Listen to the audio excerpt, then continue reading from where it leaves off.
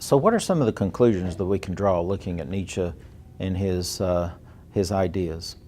Well, let's try to negotiate Nietzsche's worldview. Can we put Nietzsche's perspectivism into perspective? How can we evaluate a worldview that says every viewpoint is trapped kind of in its own shell? Worldviews are perspectives on life, on the universe, on everything. And it may seem daunting to evaluate someone like Nietzsche who defies everything, but yet we must. Let's take one little quote from him. He says, "What then is truth? A mobile army of metaphors, a sum of human relations, illusions about which one has forgotten." And so his kind of perspectivism almost defies being put into perspective, but I think that we can, and we're going to try to take you through that. He can't not have a worldview, okay? Worldviews can be evaluated, and even Nietzsche. So how can we evaluate his worldview? In a word, unity. Anytime we try to evaluate an entire system of thought, we have to look at its unity. And this unity comes in three primary ways, and so we'll look at all three of these ways. There's a kind of a tripartite unity that comes. So let's take a look at the tripartite unity. There are three ways that we can look for a unity in a worldview. The first one is an internal unity. We would call this a coherence.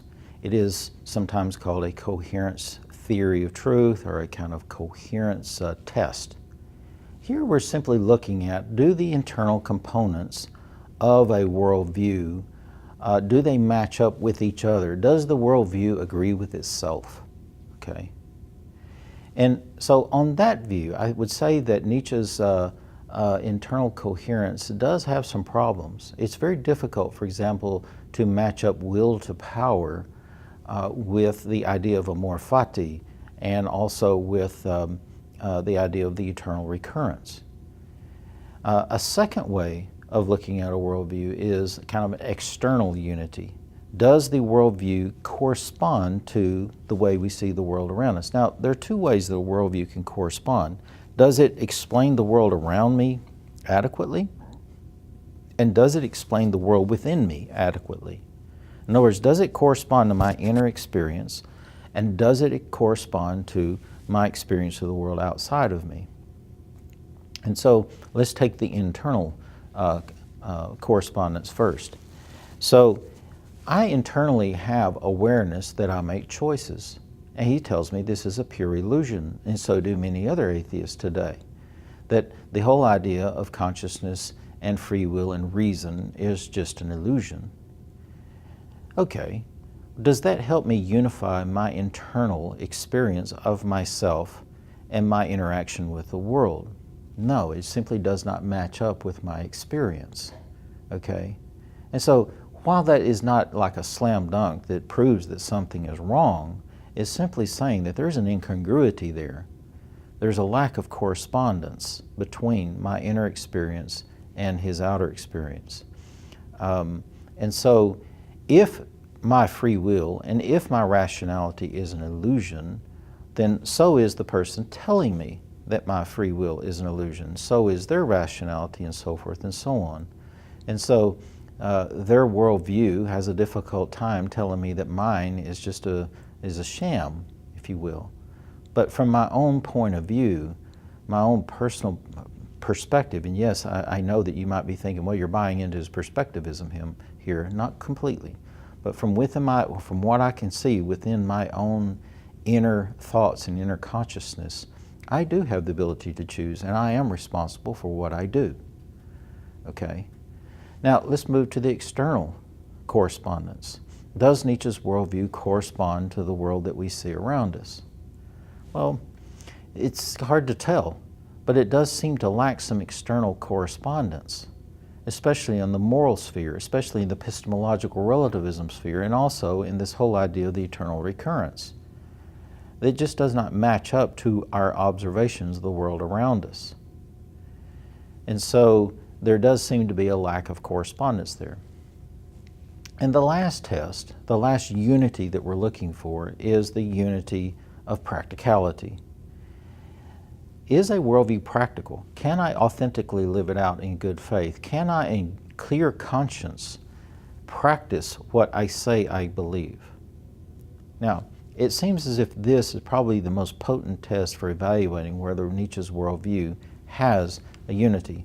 Can I say that I really believe that I am a determined being and that therefore it's a total illusion that I'm free, and then everyone else is the same way? What would we abandon if we gave up on that view? Or what would we abandon if we believed that we are fully determined beings in a kind of mechanistic way? Well, where Nietzsche took us. And look at the consequences there. There is no morality. There is no right or wrong. Everyone is just pitted against each other in a kind of battle of the wits, a battle of the power of will. And if Nietzsche thinks that everything is a will to power, is not his very system also a will to power? Does it not follow that he too is trying to control us in some way or another by persuading us? If all truth claims are in one way or another a will to power, is not his truth claim a will to power as well? So is it practical? Can one truly put something into practice that they say they believe? And this is a kind of a unity of practice. So unity of coherence. Is the worldview coherent with itself? Does it agree with itself? Does it unify with external experience and internal experience? And does it unify with practice? And so there seems to be some problems on all three of these different areas where his worldview fails to match up. So now let's take a look at the philosophical worldview of naturalism itself. Nietzsche was a thoroughgoing philosophical naturalist. And so many things have changed in the world since Nietzsche's death in 1900. We know far more about the world than anyone knew in the 1900s. And so we can't hold Nietzsche accountable for things that no one knew. I mean, that would be anachronistic. And it's always a problem when we're looking into the past to be anachronistic and say, oh, well, you know, we're holding people in the past to standards of knowledge today and looking down upon them. So anachronism is always a problem, so we do want to kind of avoid that. But the basic tenets of naturalism are the same today as they were when Nietzsche held them, okay? Now, one of the primary ways to think about naturalism, if you don't agree with Nietzsche or you find some problem going in that direction, is what we call the evolutionary argument against naturalism, okay? We kind of hinted at this when we talked about Darwin. Darwin himself kind of brought this up, or he kind of intuited it and hinted that this was a problem even for his own worldview. Being, I think, an honest person, he acknowledged that that was a problem for his worldview. But what does the evolutionary argument against naturalism say? Well, we're arguing against naturalism by appealing to what naturalism appeals to and say, look, if you're right, if human beings have kind of evolved from,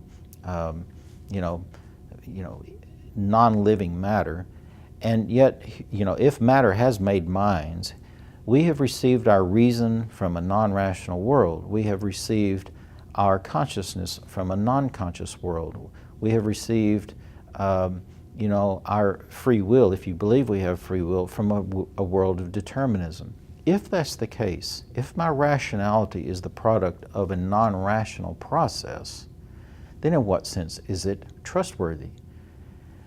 And Nietzsche, if he was standing here, I think he would say, aha, I already dealt with that. I told you that reason itself is just a pure illusion. Reason itself just emerged by accident in the world.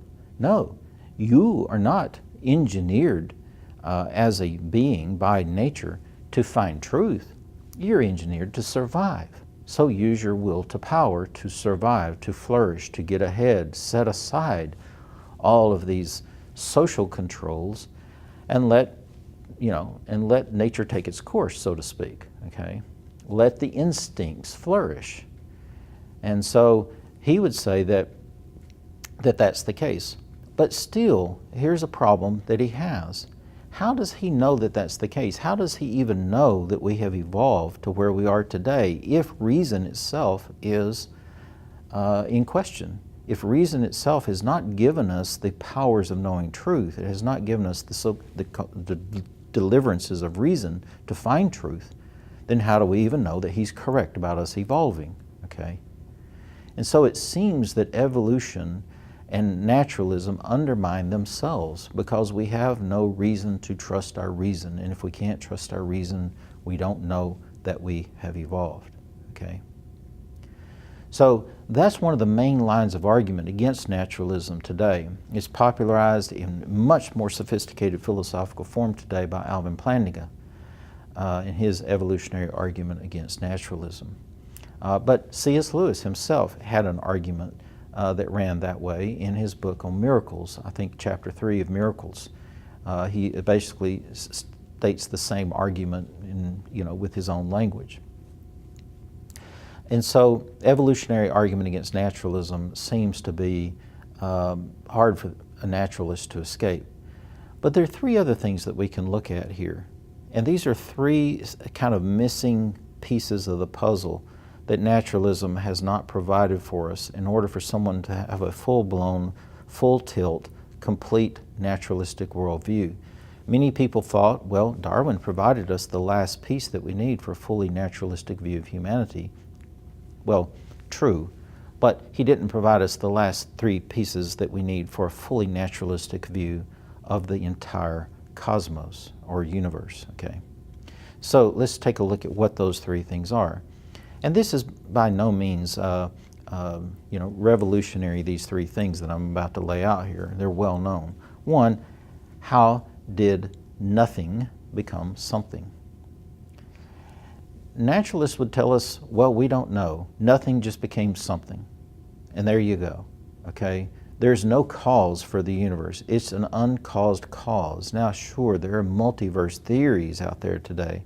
Ideas that somehow or another outside this cosmos or outside this universe, there's a giant kind of foam, if you will, an infinite foam of universes. Our universe is just one little bubble in this giant foam of universes that somehow or another we popped into existence out of some quantum vacuum.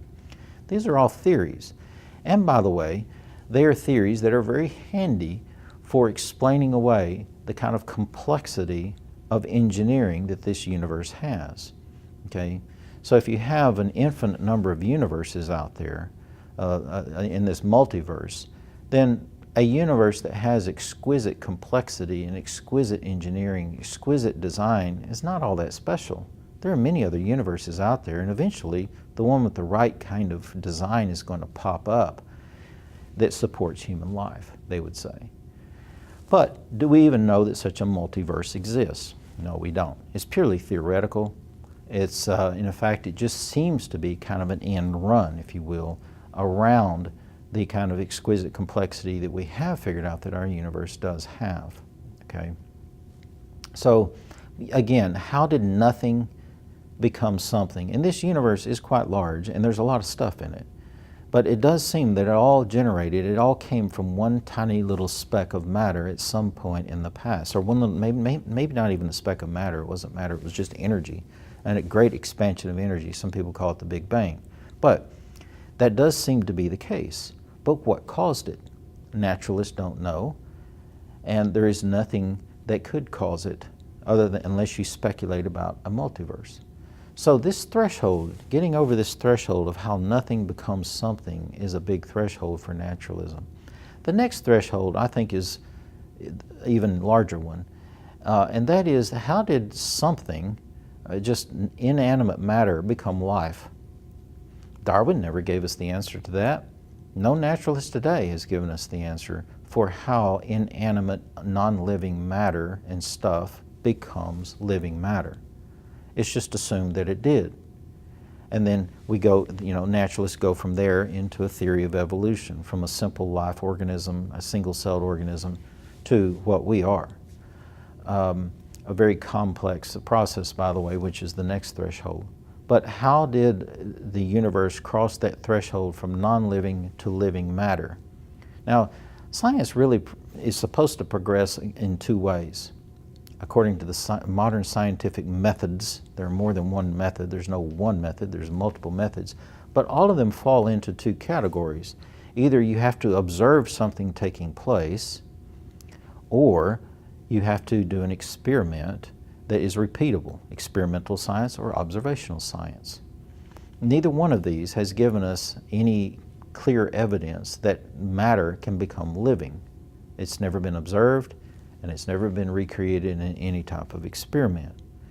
And so, in fact, we've never even seen the complexification into the inorganic compounds that life needs to become living.